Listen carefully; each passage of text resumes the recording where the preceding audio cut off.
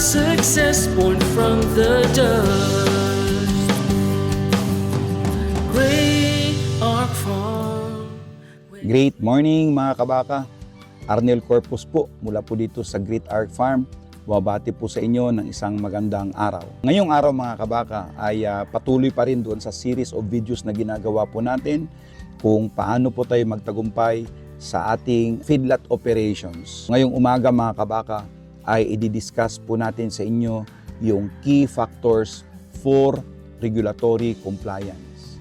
Kasi mga kabaka, ang regulatory compliance po ay napakahalaga po para hindi po tayo isasara ng gobyerno. Napakasakit po na minsan naririnig po natin may mga negosyo po yung ating mga kababayan na nasasara po dahil nakaligtaan po nilang sundin yung mga regulatory compliance na sinasaad po ng ating gobyerno para po sa pagnegosyo dito sa Pilipinas. Ang mga dapat po nating tandaan pagdating po sa regulatory compliance mga kabaka ay number 1 is yung understanding and keeping up to date with regulations. Kailangan stay informed po tayo dyan. Kailangan po ay i-monitor po natin yung mga local, national at saka international updates pagdating po sa pagninegosyo po ng bakahan dito sa Pilipinas para po tayo ay laging nakasunod or mag-comply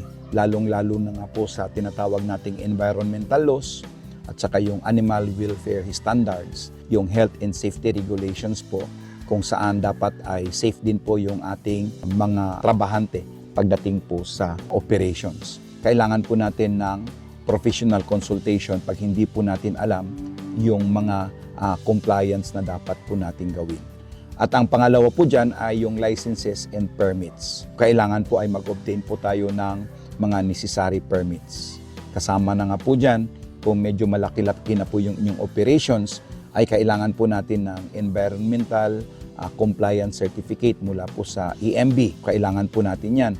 Dito kailangan din po natin ng accreditation mula po sa Bureau of Animal Industry. Lahat po yan dapat ay susundin po natin. Pag medyo malaki-laki na po yung operations ninyo, kailangan po nyo ng barangay permit at kailangan nyo po ng business permit mula sa munisipyo. At kailangan nyo rin po ng permit mula po sa Department of Trade and Industry kung i-rehistro po nyo yung inyong negosyo bilang sole proprietorship. At kung gusto nyo naman pong gawing corporation, ay pwede naman po kayo magrehistro sa Security and Exchange Commission. So yan po yung mga bagay. Yan po ay kailangan po ng renewals and inspection. So every year, ini-inspect po tayo ng mga government agencies na yan para po sa renewal po ng ating accreditation. Maliban po sa DTI at saka sa SEC, ang ECC po natin ay kailangan po, meron po tayong mga reporting dyan. Even sa SEC, may mga reporting po na nire-require dyan. Kaya kailangan po natin ng mga professional na mag-guide po sa atin kung kinakailangan. Katulad po ng business permit, barangay permit, every year, even sa BAI accreditation natin, ay every year po ay nire-renew at bago po tayo i-renew dyan, ay kailangan po magkaroon po sila ng inspection. At ang pangatlo po ay yung environmental compliance. So na-discuss na po natin yung waste management dyan at saka yung emission and runoff. So kailangan may mga permit po yan. Pag mayroon pa kayong generator, kailangan magkaroon po kayo ng air pollution permit. Pag mayroon po kayong runoff o yung tubig na tinatapon po ninyo sa ilog or sa dagat, kailangan po mayroon po kayong wastewater discharge permit dyan. Mamaya na, nag-explain pa dito, ha? Babe ka niya. Naka-almusal ka na ba? Ha? Maya na, ha? Maya na.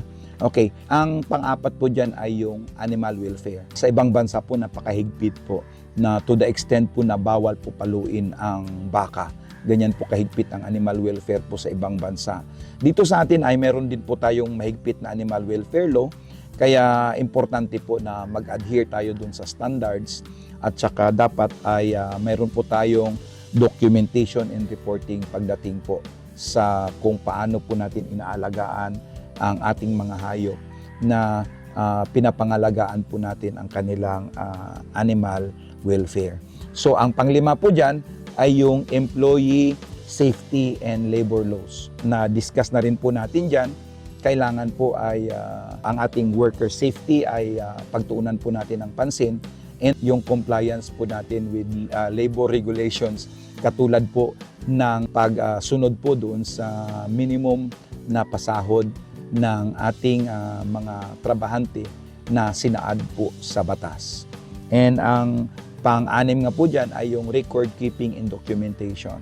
Importante po lagi yan dahil pag hinanapan po natin ay mayroon po tayong mapakita. Detailed records and digital tracking po. So, lagi po tayong magtabi ng soft copy po ng ating mga papilis para kung for instances po na nawala po yung hard copy, ay mayroon din po tayong mapakita or mayroon po tayong matrace na records po ng ating mga documents. Audit and compliance review, balik uli natin, hindi ko po maiwasan na mapagkunan po natin ng inspirasyon ng patakbo po ng Australia pagdating po sa feedlot dahil meron po silang tinatawag na Australian Lot Feeders Association kung saan po ay sila po ay nagkakaroon ng regular na internal audits at saka third party audits. Alam niyo po sa Australia napakahigpit po. Isang hayop lang po na mapadala natin sa slaughterhouse na nagkaroon ng residue ng gamot ay maaari pong isara yung ating feedlot operations dahil po doon sa ganyang kasimpleng kaso. Dahil yan pong simpleng kaso ay malaking bagay po yan pagdating po sa health and safety. So doon, mahalaga po na yung ating mga hayop ay i-observe po nila yung tinatawag na withdrawal period pagdating po sa pag-i-inject po ng gamot. So sa atin naman dito sa Pilipinas, lalong-lalo na po sa amin dito sa Great Arg Farm, hindi po tayo masyado gumagamit ng mga gamot. Kaya hindi po nagiging problema yan. Pero pag lumalaki na po yung ating negosyo, ay kailangan ay mag-comply po tayo dyan. Ang pangwalo po dyan ay yung community engagement and transparency. So pag malaki na po yung ating kumpanya, ay kailangan po i-engage po natin yung ating community.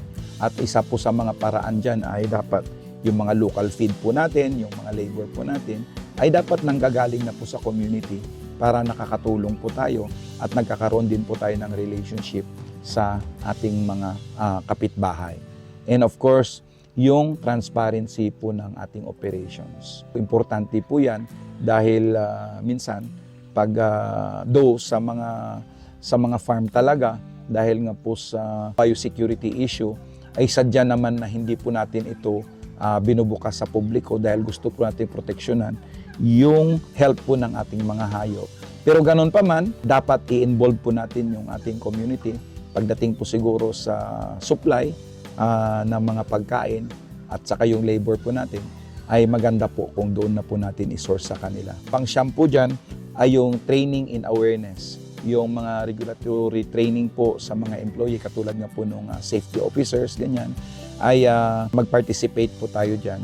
At yan po ay kasama na po yung continuous improvement po para po sa ating mga empleyado. Yan po yung mga key factors po pagdating po doon sa tinatawag po natin na regulatory compliance. Saglit lang. Ibabalik lang po natin. So number 1 po dyan ay yung understanding and keeping up to date with regulations. Number 2 po ay license and permits. Number 3 po dyan ay yung environmental compliance. Number 4 po ay yung animal welfare. Number 5 ay yung employee safety and labor laws. Number 6 ay yung record keeping and documentation. Number 7 ay yung audit and compliance reviews. Number 8 ay yung community engagement and transparency. At ang panghuli po ay ang training awareness. Again, ang regulatory compliance ay napakahalaga po hindi lamang sa legal na operation ng ating negosyo, pero importante rin po ito para makapag-build po tayo ng credibility at saka trust sa ating mga customers, sa ating regulators, at para po sa ating community. So again, sana ngayong umaga ay may natutunan po uli kayo para po maging successful po kayo sa inyong feedlot operations. Sa ngalan po ng aking partner, si Pastor Julius Paler, kami po ay humihingi po ng suporta sa inyo. Paki-like, follow and share po ang ating page sa Facebook at saka sa YouTube, Great Arc Farm ni Kabakang Arnel. At ito po muli ang inyong lingkod, dating OFW, isa na pong magsasaka, nagsasabing maraming salamat at pagpalain po tayo ng Panginoon.